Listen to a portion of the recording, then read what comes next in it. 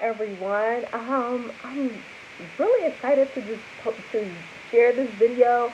I would feel even better if I had you all to kind of like go back and forth with ideas and really have a full and rich discussion about the articles because there are four of them. They're very the research is very detailed. The research is very thought provoking. I definitely was like very intrigued intrigued by the information and just also wanted to hear um, like hear your perspective and kind of really be able to have that open dialogue and as we share ideas and bounce them back and forth.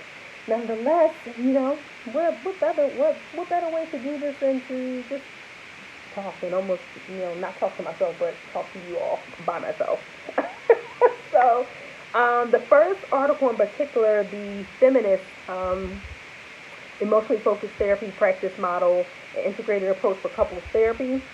This article definitely stood out to me because I was recently having a conversation with my supervisor, and my supervisor definitely, whenever I'm bringing issues to him about like couples, he always goes into almost like a yeah, I will call it default mode, like default mode, where he always starts to classify the couple and place them into different gender roles. And he's definitely a very traditional black man. I think he's 62, and he definitely has a clear mindset of traditional values of like how men are supposed to behave, what men need to be respected and valued, and how the black man shows up in relationships and what the black male needs, and how the black woman is supposed to act and respond and think. So he definitely has these clear ideas about gender roles and in respect to the traditional black family. It's kind of like how he views things as moving forward and being able to be being able to have a successful relationship or a successful marriage. His thinking and ideology is also couched in religion as well. So sometimes as we're discussing cases, I have to create these filters as he is giving me information and kind of guiding me a certain way. I'm also kind of filtering the information so that I can process it and use it with my couples and make sure that it's useful and helpful and that it fits. I say all that to say that one of the things in the article that they pointed out in regards to the feminist approach, and I just want to make sure that I don't lose my train of thought. This is a feminist family therapy theory has exposed the ways in which individual couple problems are often disguised problems of gender and power constructed by society. And I thought that was very interesting because now, as I was reading that, and then of course it goes on to expound on that idea a little further. But as thinking about that, just like in a snapshot, just taking that sentence, I was thinking like how often does that play out? Like because I can think of a few clients who are influenced by society gender roles of responsibility and this how society constructs power and how society normalizes how we access power and to some people it may not be fair or just and all these things come out of that but I definitely can think of two clients in particular who are affected by gender and power in a very negative way or a way that is definitely causes them to be on the receiving end of like some sort of injustice or not being able to fully access power or and that could be for a lot of minority couples, that could be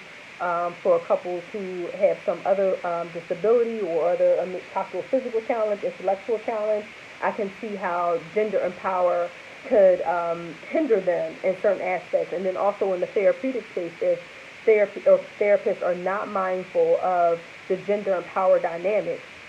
So for one thing with my supervisor, he always points it out, like he definitely always points it out 100% the gender and power dynamic. Even if I'm not really thinking that it's a part of the system at a particular time, he definitely finds a way to bring it to my attention that it possibly could be a power differential, or the gender roles are off, or like especially if a woman is doing something that he views should be the man's responsibility. So then we all, in therapy, we have to negotiate that space. In the supervisory context, we have to negotiate that space because I also have to, let him know like how the relationship dynamics really work for a particular couple. Um, so I thought that was really interesting in this article to read it, because one thing also about me is I'm now becoming a researcher and now looking at um, these therapeutic models and um, all of the interventions and the research that go along with creating these models. I am now taking a different approach to like, okay, like how do these things apply to people like I know, because I'm always wondering like, okay, well, where do they get these samples from? Like, who are these people in this sample? Like, of course we have the demographics and we have all the information that goes along with the sample size, but I'm always still in the back of my mind like, okay, I've never seen a poster, I've never seen a flyer for this clinical trial. Like, how do these people have access to this particular research? And it just, I'm just very curious about that because I've never seen it in Philadelphia. So I'm just always curious. And so now as I'm reading these articles, I now am taking the information and having like real life conversation with common individuals or just people who I know who meet this population or meet the criteria for some of these samples. I'm just very curious about how the information translates. I'm just very curious now as I'm like stepping into the mindset of a researcher and somebody who is now going to create another therapeutic model to be used by couples. So it's challenging me a bit. I'm like excited about it. I get like all wound up in some of the jargon and just like how the process of research is going, and especially in particular with the feminist theory, because again, I definitely could relate it to an actual experience that I was having with my own personal supervisor. And I just want to go through, I thought it was one other point to mention.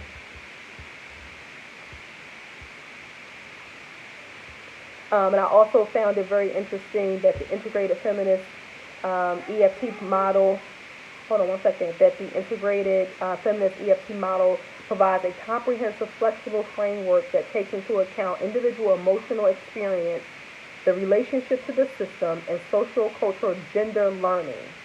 Further, the integrated model recognizes and utilizes the interconnectedness of these multiple levels in therapy with couples. And again, I now am like fully trying to conceptualize what that actually means. So it's taking into account the emotional experience. And again, I would equate that to something that a woman might feel or might that she may take on as being her experience in relation to what's happening or what's not happening in her relationship, because she's like feeling her way through. And that's an assumption. Although I definitely know full well that men also could have an experience where they are also feeling their way through a relationship, and they could, which could cause them to feel connected to their spouse, not connected, and vice versa. So I'm not really putting a label on male, female, although I get how these gender roles are set up, or the social, cultural gender of learning comes from our background and comes from like how we're brought up, and I also fully understand that that we live in a heteronormative society, so people often will classify people according to gender roles very often, and then make assumptions out of that, make assumptions about what they should be doing based upon those assigned roles. But then when it looks very different, like in a therapeutic space, or if it starts to create some sort of dissatisfaction within a relationship, and then couples end up in therapy,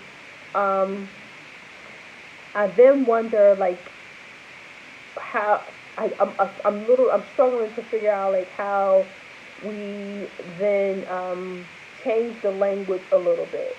You know, how far back do we go to change the language? Like, are we really are we starting to strip away maybe the couple's ideas from idea of womanhood, manhood from childhood, and kind of like going through that history, or is it just something that they can navigate in the current functioning of the relationship? And as I'm thinking about that now, I guess it would. As I'm thinking about it now, I'm thinking, okay, I guess it would. I guess it would be something that they would change based on the current dynamics of the relationship. As I just thought that through. Yeah, would there, in my opinion, there wouldn't be a need to go back in time to. I guess they could connect it to like, okay, how these ideas came to be, but then just moving forward and really taking a different approach, narrative, um, picking the preferred story, and then also in terms of like how the integrated feminist model, in addition to the other article, which brings in integrated behavioral couples therapy, which focus on like the action and changing, being intentional about the changes that you're going to create to make the relationship function better. And then the other article that I thought was extremely good was the article that discussed the veterans.